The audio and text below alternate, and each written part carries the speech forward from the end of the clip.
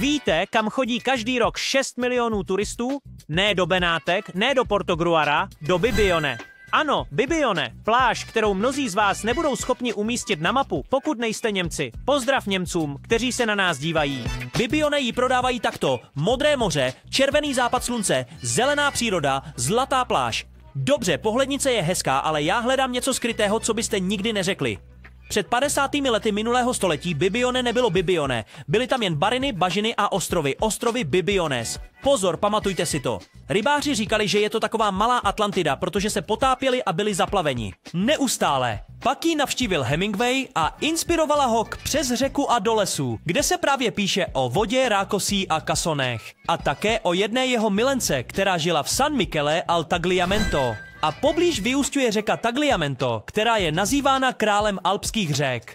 Nebo řeka, která nenávidí Bratku. A setkává se zde mořská voda, lagunová voda a termální voda, tvořící ekosystém, který by mohl zrodit Lochneskou příšeru. Nakonec, když se tu ztratíte, ulice se jmenují podle souhvězdí, takže se můžete orientovat pomocí Google Maps nebo horoskopu. Byla Platonova Atlantida náhodou Bibione? Přijďte to objevit.